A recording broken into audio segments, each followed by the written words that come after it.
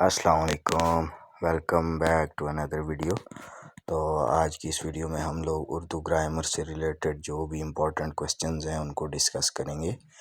تو یہ جو کوسچنز ہیں یہ زیادہ تر جو اردو کا لیکچرر کا پیپر ہوتا ہے، ٹیسٹ ہوتا ہے، اس میں پوچھے جاتے ہیں۔ تو آئیے چلیے شروع کرتے ہیں۔ اس میں معرفہ کی کتنی اقسام ہے؟ 5، 4 یا 6؟ تو اس کا جواب ہے 4۔ اس میں علم کی کتنی اقسام ہے؟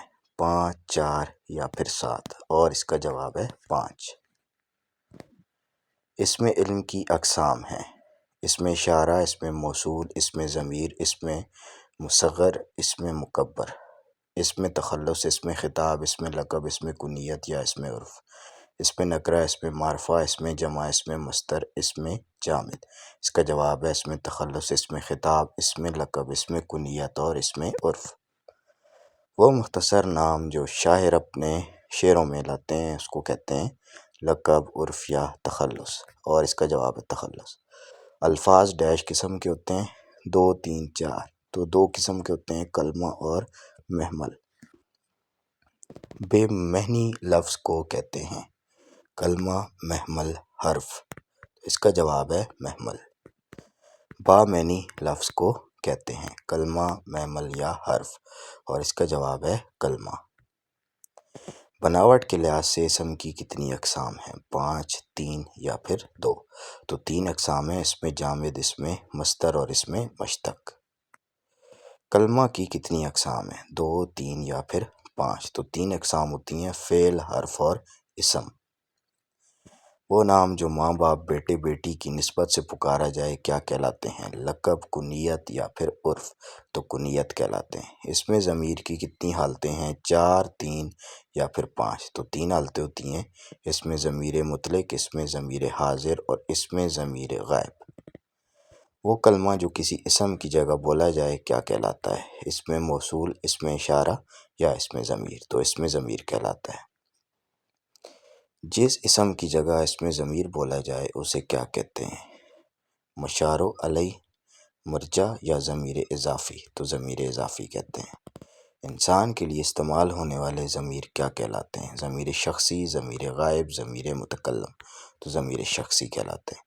وہ ضمیر جو اس شخص کے لیے استعمال کی جائے جو سامنے موجود نہ ہو کیا کہتے ہیں اسے؟ ضمیر حاضر، ضمیر متکلم یا ضمیر غائب؟ تو ضمیر غائب ہوتا ہے۔ جب ضمیر کام کرنے والے شخص کی جگہ استعمال ہو تو یہ ضمیر کی کون سی حالت ہے؟ حالت مفعولی، حالت فاعلی یا حالت اضافی؟ تو حالت مفعولی۔ جب ضمیر ایسے شخص کی جگہ استعمال ہو جس پر کوئی کام واقع ہوا ہو وہ ضمیر کی کون سی حالت ہے؟ مفعولی، اضافی یا پھر؟ اس میں علم، اس میں ضمیر، اس میں اشارہ، اس میں موصول کون سی اسم کی اقسام ہے؟ اس میں نکرہ، اس میں مشتق یا اس میں معرفہ؟ تو اس میں معرفہ کی۔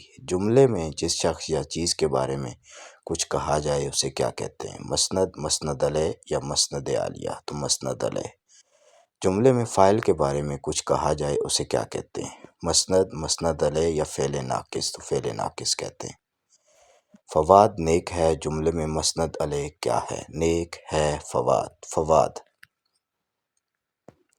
آسیہ اچھی لڑکی ہے جملے میں مسند کیا ہے؟ اچھی لڑکی، لڑکی یا ہے؟ تو اچھی لڑکی۔ جس جملے میں مسند علیہ اور مسند دونوں اسم ہوں اور فعل ناقص آئے اسے کون سا جملہ کہتے ہیں؟ جملہ فعلیہ، جملہ اسمیہ یا جملہ خبریہ؟ جملہ اسمیہ۔ جملہ اسمیہ کے فاعل کو کیا کہا جاتا ہے؟ خبر، مبتدا یا فعل ناقص؟ تو مبتدا کہا جاتا ہے۔ جملہ اسمیہ میں صفت کو کیا کہا جاتا ہے؟ خبر، مبتدا یا فعل ناقص؟ تو خبر۔ موسم خوشگوار ہے جملہ میں مبتدا کیا ہے؟ موسم خوشگوار یا پھر ہے؟ تو موسم ہے۔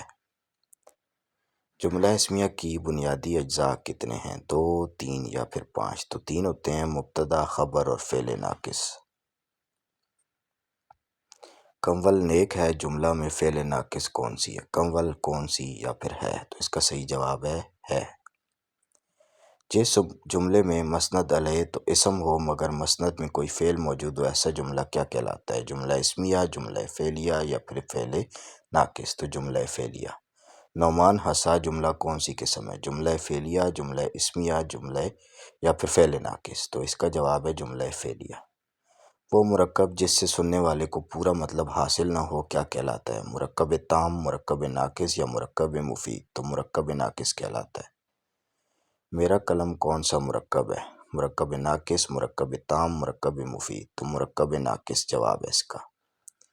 دو یا دو سے زیادہ الفاظ کا وہ مجموعہ جو اہل زبان کا مرتب کرتا ہو اور جس کے حقیقی کے بجائے مجازی معنی میں مراد لیے جائیں کیا کہلاتا ہے؟ ضرب المثل، محاورہ یا قصیدہ؟ تو محاورہ کہلاتا ہے۔ مریم ڈیش لاہور جانا ہے، نے کو کا؟ تو اس کا جواب ہے نے۔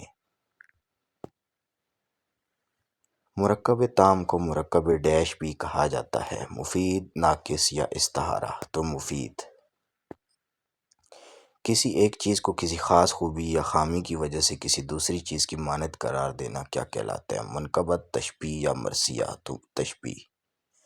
پانی برف کی طرح ٹھنڈا ہے، گرامر کی روح سے کیا ہے؟ تشبیہ، مثنوی یا محاورہ؟ تو یہ تشبیہ ہے۔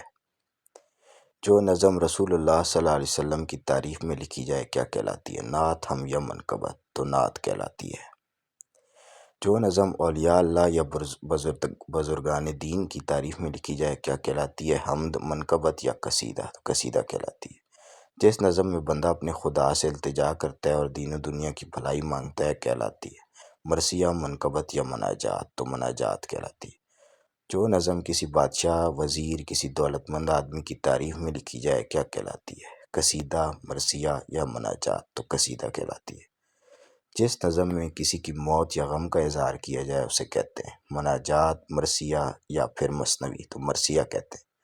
وہ طویل نظم جس میں کوئی قصہ، کہانی، کسی جنگ کے حالات یا فلسفے کی کوئی لمبی چوڑی بات بیان کی گئی ہو کہلاتی ہے مرثیہ، مناجات یا مثنوی؟ تو مثنوی کہلاتی ہے۔ اگر کوئی لفظ اپنے اصلی معنوں کی بجائے مجازی معنوں میں استعمال اور اصلی اور مجازی معنوں میں تشبیہ کا تعلق ہو تو اسے کہتے ہیں محاورہ، استعارہ۔ جس نظم کا ہر بند میں 3 مصرع ہوں کہلاتی ہے مربع، مثلث، مسدس؟ تو مثلث کہلاتی ہے۔ جس نظم کے ہر بند میں 4 مصرع ہوں کیا کہلاتی ہے؟ مربع، مسدس، مخمس؟ تو مربع کہلاتی ہے۔ Thanks for watching. تو آج کی ویڈیو میں بس اتنا ہی، ملیں گے نیکسٹ ویڈیو میں، تب تک کے لیے اللہ حافظ۔